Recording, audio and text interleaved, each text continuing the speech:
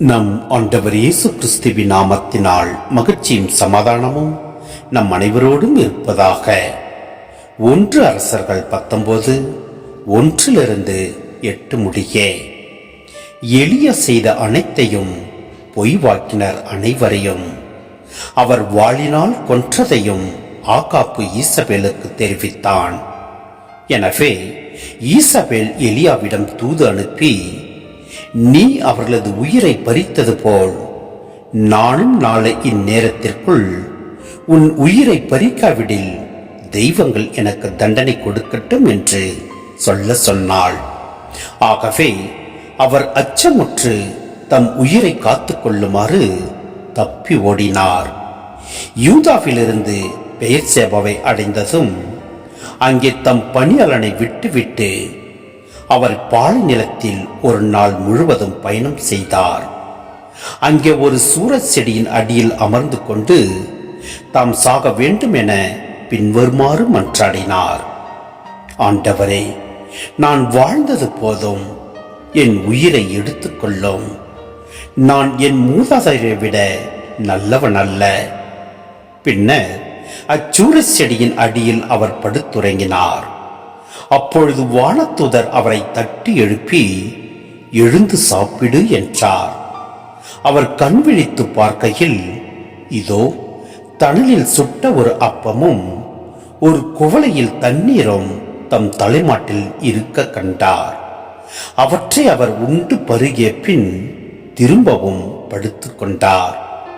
ஆண்டவரின் தூதர் 2ஆம் முறை வந்து அவரை தட்டி எழுப்பி, எழுந்து சாப்பிடு, ஏனெனில் நீ நீண்ட பயணம் செய்ய வேண்டும் என்றார். அப்பொழுது அவர் எழுந்து உண்டு பருகினார். அவ்வுணவினால் வலிமை அடைந்த அவர் 40 பகலும் 40 இரவும் நடந்து ஒரேபு என்ற கடவுளின் மலையை அடைந்தார். சிந்தனை: எலியா பாகாலின் பொய்வாக்கினர்களுக்கு செய்ததை கேள்விப்பட்டதும் ஈசபேல் எலியாவை கொல்ல சபதம் எடுக்கிறாள்.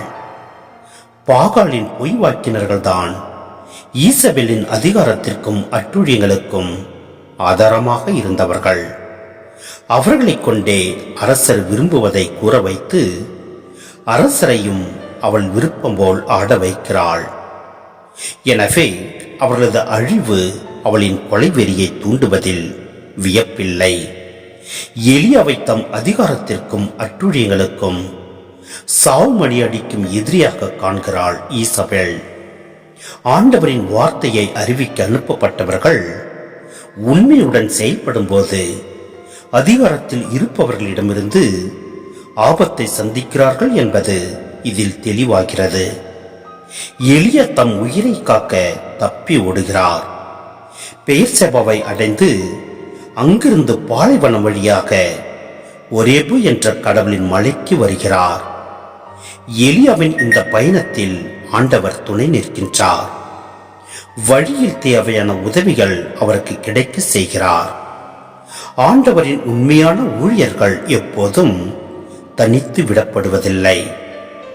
மனிதர்கள் அவர்களை கைவிட்டாலும், தங்கள் பணியில் வெற்றி பெறவில்லை என அவர்கள் விரக்தி அடைந்தாலும் ஆண்டவர் அவர்களோடு இருக்கிறார். அவர்களுக்கு வழித்துணை புரிகிறார் என்பது உண்மை. எனவே நம் ஆண்டவரில் முழு நம்பிக்கை வைத்து நாம் இறைப்பணி செய்திடுவோம். எல்லாம் அல்ல இறைவன் நம்மை நிறைவாய் ஆசீர்வதிப்பார். ஆமென்.